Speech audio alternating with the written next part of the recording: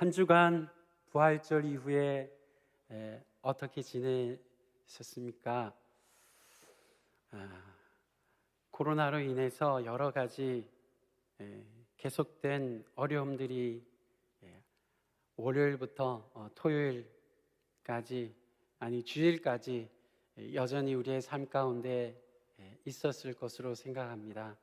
그러나 하나님의 놀라우신 은혜를 우리가 이 시간 다시 한번 예배 가운데 기억하며 힘을 얻고 그 은혜 가운데 승리하시는 장세계 모든 성도님들 되시기를 간절히 소망합니다. 부활절을 은혜 가운데 보낸 우리 모두는 예수님께서 온전하게 열어주신 그 하나님 나라의 잔치에 들어갔습니다. 이것은 은혜의 초대요, 그리고 영광의 초대입니다. 이제 우리는 하나님 나라 잔치에 초대되었을 뿐만 아니라 그 하나님 나라의 잔치를 알리고 전하는 그 영광스러운 일에 동참하는 그러한 자들이라고 우리는 그렇게 생각할 수 있을 것입니다. 그런데 우리가 이런 하나님 나라의 잔치를 알리고 그리고 전하고 그리고 그 하나님 나라의 역사에 동참하기 위해서 그 일을 주관하시는 분, 하나님 아버지, 우리의 하나님 아버지의 그분의 뜻이 어디에 있는지, 그분의 의도가, 우리를 향한 그 의도가 무엇인지 우리는 우리의 삶 속에 늘 그것을 점검할 필요가 있습니다. 차를 타고 어디 목적지를 향해 간다고 생각해 보겠습니다. 최종 목적지까지 어떻게 차질 없이 잘 도착할 수 있을까라고 생각할 때 주의해야 할 가장 중요한 것이 있다면 그것이 무엇이겠습니까? 속도가 중요하겠습니다. 잘 속도 조절을 해서 최종 목적지를 향해 가는 것이 중요할 것입니다. 또 안전이 너무나도 중요하다고 할 수 있습니다. 과속하지 않고 안전하게 최종 목적지까지 가는 것이 너무 중요하겠습니다. 그러나 무엇보다도 가장 중요하다고 할 수 있는 것은 방향이라고 할 수 있습니다. 내가 가고자 하는 그 최종 목적지가 있으면 그곳을 향해서 내가 올바로 가고 있는가, 그것이 너무나도 중요한 것입니다. 안내 표지판을 잘못 보거나 내비게이션이 알려주는 그 방향에서 이탈해서 다른 방향으로 가게 된다면 참 난감한 일들이 펼쳐지게 될 것입니다. 이러한 사실은 우리의 신앙생활, 우리의 믿음 생활에서도 마찬가지입니다. 우리의 믿음 생활의 방향은 하나님의 의도, 하나님께서 말씀하신 그 길에 있습니다. 우리의 믿음이 하나님이 말씀하시는 그 길을 향해서 올바로 서 있는지, 우리의 삶이 하나님이 말씀하신 그 방향을 향하여 가고 있는지를 점검하는 것은 너무나도 중요한 일입니다. 그런 점에서 우리를 돌아보면 발견하게 되는 한 가지의 문제가 있습니다. 그것은 하나님 나라, 이 천국과 관련된, 이 하나님 나라와 관련된 우리의 오해가 있다라고 하는 것입니다. 성경이 의도하고자 하는 그러한 것과 다르게 우리 안에 형성되어져 버린 천국에 대한 이해와 믿음이 우리 안에 있다는 것입니다. 여러분, 천국 하면 제일 먼저 어떠한 것이 떠오르십니까? 아마도 예수 믿는 자들이 죽어서 마침내 가게 되는 곳이라고 하는 그러한 생각이 떠오르실 것입니다. 우리는 알게 모르게 죽어서 우리가 이 땅의 삶을 다 마치고 그리고 우리에게 예비되어 있는 저 하늘 천국을 향하여 가는 것, 그것이 천국이라고 생각합니다. 그런데 우리는 이러한 사실을 다시 한번 말씀을 통하여 점검해 볼 필요가 있습니다. 우리에게 있는 이 천국 이해이지요. 이 천국 이해, 죽어서 가는 저 천국에 대한 이해는 수백 년, 아니 더 길게는 천년이 넘는 긴 역사 가운데 있어 왔습니다. 그 역사 속에서, 그 긴 역사 속에서 신앙의 가장 중요한 핵심은 바로 천국에 가는 것이다 라고 생각했습니다. 그리고 그러한 생각으로 성경의 말씀을 읽으며 복음서의 예수님의 말씀들을 천국에 들어가기 위한, 죽어서 천국에 들어가기 위한 그러한 가르침으로 생각해 왔습니다. 그렇지만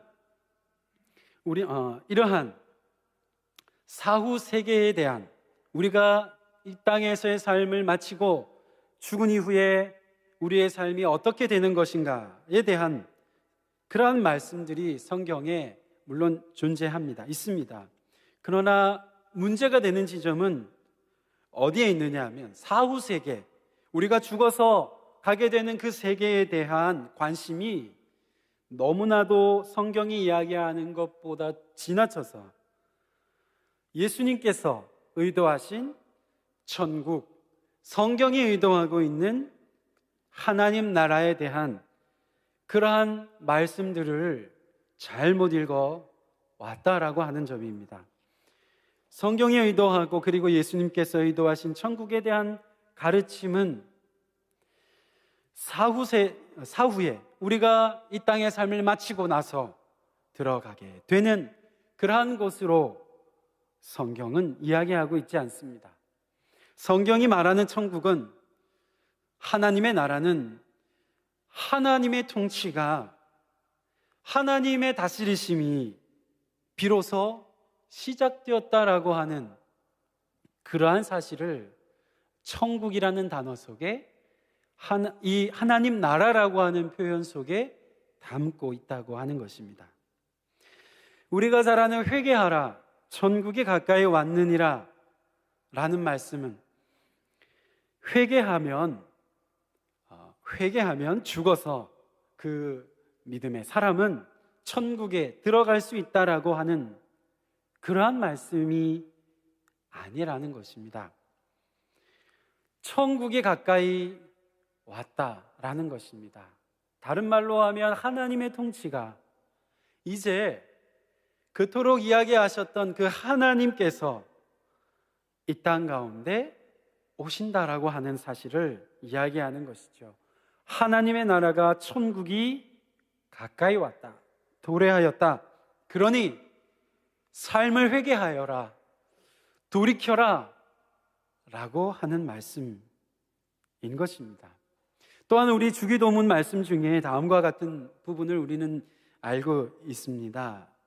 나라가 임하시오며 뜻이 하늘에서 이루어진 것 같이 땅에서도 이루어지이다. 하나님의 나라가 임하시오며, 이 나라, 하나님의 나라는 임하는 것이라고 이야기하고 있습니다. 우리가 들어가게 될 저 하늘 높은 곳이 아니라 이 땅에 임하는 것이라고 하는 사실인 것입니다. 뿐만 아니라 하나님의 뜻은, 그 하나님 나라의 뜻은 이 땅에, 우리가 밟고 선 이 땅에 이루어지는 그러한 것임을 예수님의 주기도문의 말씀 속에서 우리는 볼 수가 있습니다. 그렇다면 우리가 죽고 나서 이 땅에서 육신의 삶을 다 끝내고, 우리가 죽은 이후에 육신의 삶이 끝나고 이 땅에서의 삶이 끝난 이후에 우리의 삶은 어떻게 되는 것인가? 로마서 8장에서 사도 바울은 사후 우리가 죽고 난 삶에 대해서 이렇게 이야기합니다. 우리 육신의 삶이 끝나는 그 사망조차도 하나님의 사랑에서 절대 결코 끊을 수 없다라고, 그렇게 바울은 우리에게 이야기해 주었습니다. 하나님께서 이미 우리에게 주신 이 하나님의 나라, 하나님의 함께 하심이 이미 시작된 우리 삶 가운데 저와 여러분 속에 이미 시작되어 있는 너무나도 엄연한 이와 같은 하나님의 함께 하심이 우리가 죽고 난 그 이후에도 끊어지지 않는다고 하는 사실입니다. 하나님의 사랑에서 우리를 끊을 수 없다라고 하는 바울의 말이 그러한 사실을 우리에게 이야기해 주고 있는 것입니다. 정리하면 천국 하나님 나라는 죽어서 우리가 죽은 이후에 사후에 들어가는 어떤 장소를 이야기하고 있는 것이 아니라 이 땅에 우리가 밟고 살아가는 바로 이 땅에 하나님의 나라가 우리에게 펼치신 그 하나님의 통치가 온전하게 이루어지는 것, 그것이 천국이라고 하는, 성경에서 말하는, 복음서에서 이야기하는 하나님 나라의 그 표현에 담긴 의미라 할 수 있겠습니다. 설명을 좀 길게 드렸습니다만 이러한 사실을 한번 생각하면서 오늘 말씀을 함께 살펴보기를 원합니다. 예수님께서 부활하심으로 하나님의 나라가 온전하게 펼쳐졌습니다. 예수님께서 부활하셔서 죽어서 가게 될 그 천국이 아닌 바로 우리가 살아가는 이곳이 하나님의 나라가 시작되었습니다. 더 이상 이 땅을 지배하고 있던, 더 이상 이 땅을 얽어매고 있던 죄의 지배가 이제는 끝이 나고 하나님께서 온 땅의 왕이시요 예수 그리스도가 온 세상의 주님이시라고 하는 그와 같은 놀라운 사실이 예수 그리스도의 부활로 시작되었다고 하는 사실이 부활하신 예수님을 통하여 우리는 알게 되었습니다. 그런데 오늘 본문의 말씀을 보게 되면 본문에 등장하고 있는 이 제자들은 아직 그러한 부활의 주님을 만나지 못했습니다. 그래서 이 제자들, 본문에 등장하고 있는 이 제자들은 옛 세상, 여전히 부활하신 예수님 이전에 이 땅을 지배하고 있었던 그 죄의 질서 아래, 그리고 그 마귀의 질서 아래에서 놓여있는 그러한 모습을 성경에서 우리는 발견하게 됩니다. 어떠한 모습입니까? 두려워하여, 유대인들을 두려워하여 문을 꼭 걸어 잠근 채 있는 제자들의 모습이 본문에 등장합니다. 그런 이들을 향해서, 그런 제자들을 향해 예수님께서는, 부활하신 우리 주님께서는 제자들을 친히 찾아오십니다. 제자들에게 오신 주님은 그들 가운데에 서서 너무나도 놀라운 말씀, 너무나도 귀한 말씀을, 약속을 들려주십니다. 너희에게 평강이 있을지어다. 예수님의 이 말씀은 하나님께서 통치하시는 새 시대에 그 하나님 나라의 잔치에 초대된 백성들은 세상이 알 수도 없고 이 세상이 빼앗을 수도 없는 그 평강을 누리며 살아가는 그러한 삶을 예수님의 이 말씀은 우리들에게 들려주고 있습니다. 그런데 이 예수님의 너희에게 평강이 있을지어다 이 말씀은 오늘 본문 전체를 살펴보면 모두 3차례에 걸쳐 반복해서 예수님께서 가시는 그곳에 언제나 동일한 이 말씀을 들려주고 있다고 하는 것을 우리는 발견하게 됩니다. 하나님 나라의 백성에게 평강은, 하나님께서 우리에게 주시는 이 평강은 어디에서나, 주님과 함께하는 그곳이라면 어디에서나 우리의 삶 가운데 함께한다고 하는 사실을 우리는 알 수가 있는 것입니다. 그리고 또 한 가지 우리가 여기에서 한 가지 생각할 점이 있습니다. 그것은 오늘 본문 가운데 보여지는 이 제자들이 두려워하고 있었던 그 대상이 무엇이었습니까? 네, 유대인들이었습니다. 혹시 제자들의 두려움의 대상이었던 그 유대인과 같은 그러한 두려움의 대상이 혹 이 자리에 계신, 이 시간 예배를 드리시는 우리 가운데 계신 분 가운데 내 삶의 두려움으로 인하여 또는 내 삶의 큰 염려로 인하여 마치 제자들이 문을 걸어 잠근 채 그렇게 살아가는 것처럼 어떻게 할 줄 몰라 옴짝달싹하지 못하고 있는 성도님들이 혹 이 자리에 계시지는 않는가 하는 것입니다. 제자들을 두려움에 휩싸이게 한 유대인들과 같이 염려와 두려움이라고 하는 이 땅에서의 삶의 문제로 인하여 거기에 휩싸여 있는 그러한 나의 삶은 아닌가라고 하는 질문을 오늘 주님은 우리에게 던져주십니다.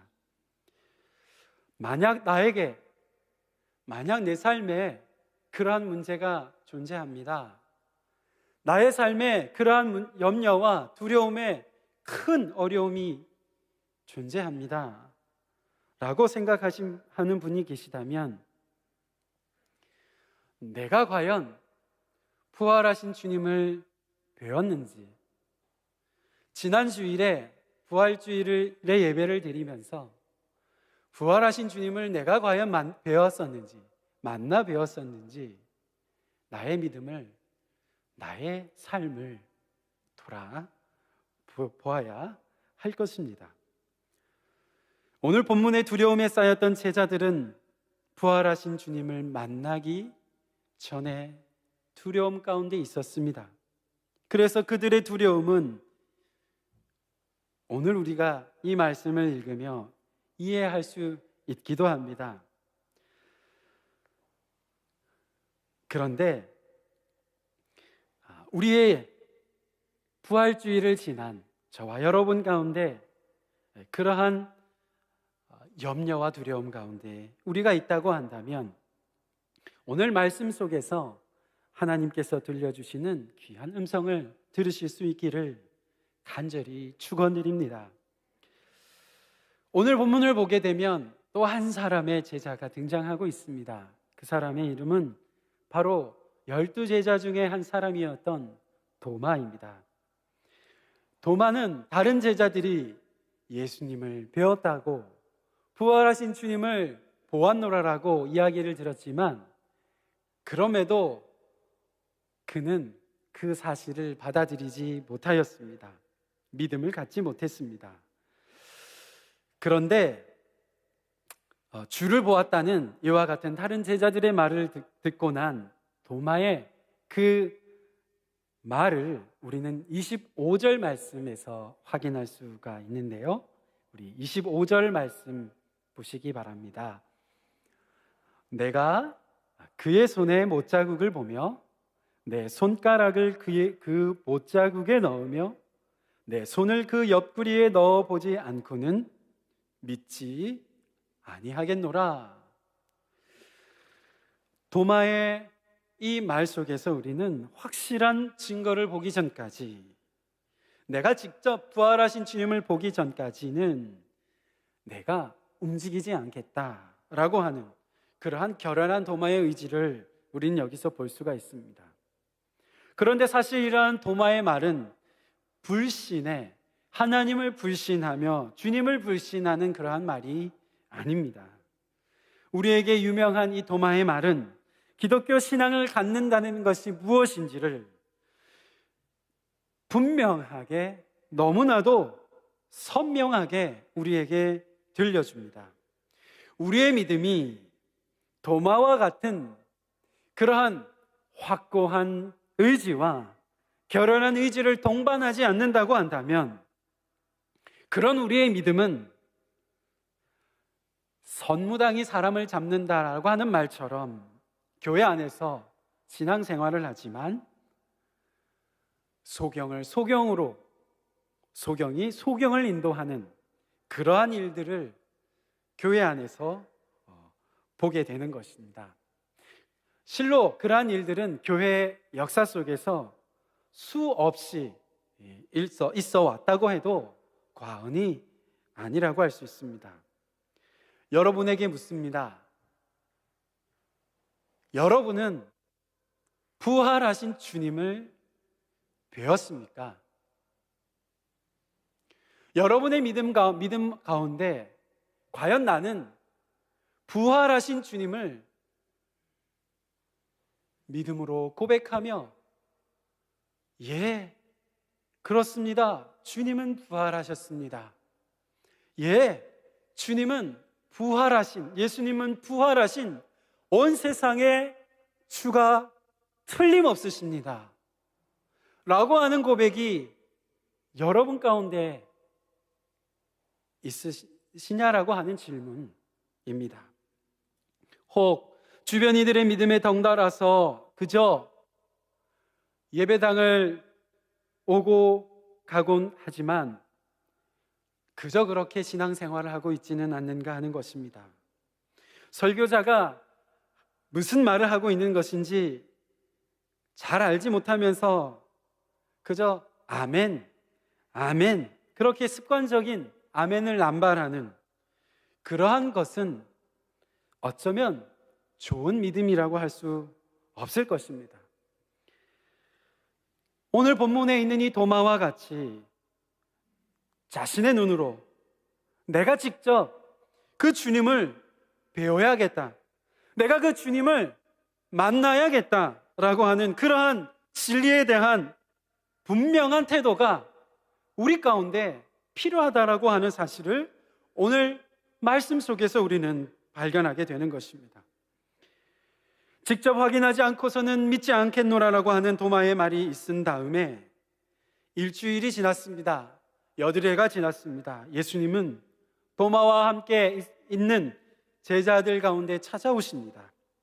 다시 찾아오신 것입니다. 그리고는 도마가 내뱉었던 그 말을 불경하게 여긴 것이 아니라 도마가 이야기한 대로 너가 내 손자국을, 못자국을 보고 그리고 내 창자국을 만져보라고, 확인해보라라고 말씀하시면서 이렇게 말씀하셨습니다.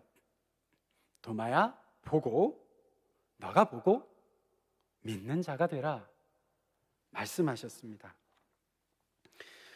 일주일 전에 두려움에 떨고 있었던 제자들도, 그런데 사실 그 제자들의 믿음을 보게 되어도 그들도 그저 믿습니다, 예, 부활하신 주님을 믿습니다라고 그저 고백할 수 있었던 것이 아님을 우리는 20절의 말씀에서 확인하게 됩니다. 20절의 말씀을 보게 되면 이 두려움에 떨고 있었던 제자들, 다른 제자들은 예수님의 손과 그 부활하신 예수님의 손과 옆구리를 보고 나서야, 그제서야 눈으로 직접 보고 나서 그제서야 믿음으로 기뻐했다라고 기록하고 있는 것이 오늘 성경의 말씀인 것을 우리는 보게 됩니다. 이처럼 눈으로 내가 확인하겠노라, 내가 직접 보고 믿겠노라, 보지 않고서는 내가 믿지 않겠노라라고 하는 이와 같은 태도는 도마만이 아니라 다른 제자들에게서도 보여지는 그러한 믿음의 태도라고 하는 사실을 우리는 생각하게 되는 것입니다. 이와 같은 믿음의 태도가 우리 가운데 있으시기를 간절히 소망합니다. 내가 주님을 뵙기를 원합니다. 내가 그 부활하신 주님이 정령코 부활하신 그 주님이신지 내가 직접 보기를 원합니다. 그와 같은 믿음, 그와 같은 태도로 하나님 앞에 나아가시는 저와 여러분이 되시기를 간절히 축원드립니다. 이와 같은 분명하고도 확고한 태도, 도마를 비롯한 그 주변에 있었던 다른 제자들에게 있었던 이와 같은 태도는 놀라운 신앙의 고백을 우리들에게 들려줍니다. 그 고백이 무엇입니까? 그 고백은 도마의 고백 속에서 발견하게 됩니다. 나의 주님이시오, 나의 하나님이시니이다. 부활하신 주님, 부활하신 예수님은 정령코 온 세상의 주인이십니다. 온 세상을 통치하시는 주님이 틀림없으십니다 라는 고백을 드리고 있습니다. 또한 예수님은 하나님, 구약에서 그토록 섬겨왔었던 여호와 하나님이 아니라 바로 예수님이, 이 부활하신 예수님이 하나님이라고 하는 그와 같은 고백, 그와 같은 믿음의 고백을 도마는 주님 앞에 드리게 되었다라고 하는 사실입니다. 로마의 황제가 온 세상의 주가 아닙니다. 도마는 이렇게 고백하고 있는 것입니다. 온 세상의 왕은, 온 세상의 주는 부활하신 예수님이 맞습니다. 그러한 고백을 드리고 있는 것입니다.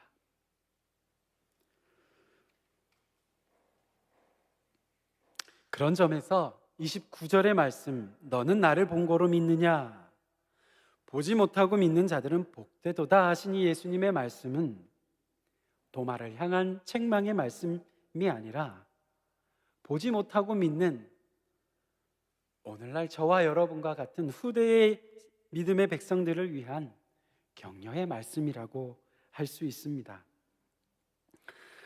도마를 비롯한 제자들과 같이 보고 그리고 믿는 자가 된 당신의 백성들에게 주님은 아버지께서 나를 보내신 것처럼, 아버지께서 나를 보내신 것 같이 나도 너희를 보낸다 라고 또한 말씀하십니다.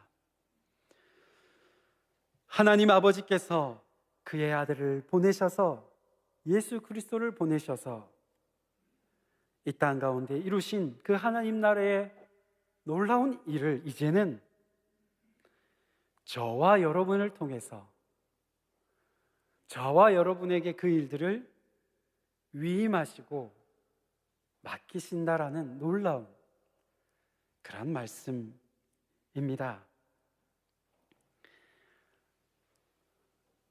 코로나로 인하여 힘겨운 삶입니다.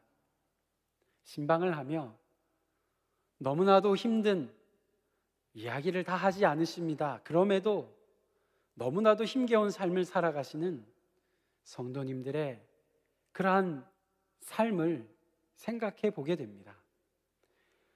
나의 삶을, 내 앞에 닥친 이 어려움을 이겨내는 것도 너무도 힘듭니다.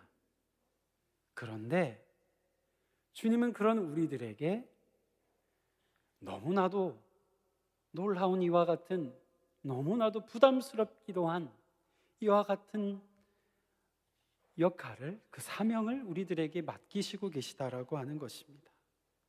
아버지께서 아들 예수님을 보내셨듯이 우리 부활하신 주님은 나도 너희를 보낸다 하시는 것입니다. 부활하신 주님은 우리를 통하여 그와 같은 하나님의 일들을 하시겠다고 말씀하십니다. 우리를 통하여, 저와 여러분을 통하여 그와 같은 놀라운 하나님 나라를 이루시겠다 말씀하십니다. 그런데 어떻게 그와 같은 일을 우리에게 주시는가 하면 23절에 22절의 말씀 속에서 우리는 그와 같은 사실을 발견하게 됩니다. 이 말씀을 하시고 그들을 향하사 숨을 내쉬며 이르시되 성령을 받으라. 우리의 힘으로 할 수 없지만, 그러나 우리 가운데는 성령이 계시는 줄로 믿습니다. 나는 나를 보아서는 결코 그러한 일을 감당할 만하지 못하지만 성령 하나님께서 우리 가운데 늘 우리 부활하신 주님이 우리에게 그 숨을 친히 불어 넣어 주시며 오늘도 그러한 연약한 우리들을 붙드셔서 하나님의 일들을 감당하는 그러한 일들을 우리에게 맡기시는 줄로 믿습니다. 하나님의 나라의 이 일은 우리가 죽고 나서 저 천국에서 이루어지는 것이 아니라고 하는 사실을 우리는 기억해야 합니다. 우리가 밟고 살아가는 이곳에, 이 땅에 하나님의 나라가 임하는 것이 하나님께서 우리에게 들려주시는 그 하나님 나라라고 하는 사실을 우리는 기억하며 살아가는 하나님의 일들을 감당하는 장석의 성도님들이 되시기를 간절히 축원드립니다. 부활절에 그 꽃을 가지고서 화요일에 원로 목사님을 중심으로 저희 목사님들이 함께 교직원들과 함께 화단에 꽃을 심었습니다. 예쁘게 어느 정도 다는 아니지만 꽃을 갖고 왔습니다. 그처럼 하나님께서 보내시는 우리의 그 삶의 자리를 성령을 의지해서 하나님께서 부활하신 주님께서 우리에게 약속하신 평강을 늘 간직하며 그것으로 하나님 나라의 귀한 역사에 동참하시는 장석의 모든 성도님들이 되시기를 주님의 이름으로 축원드립니다.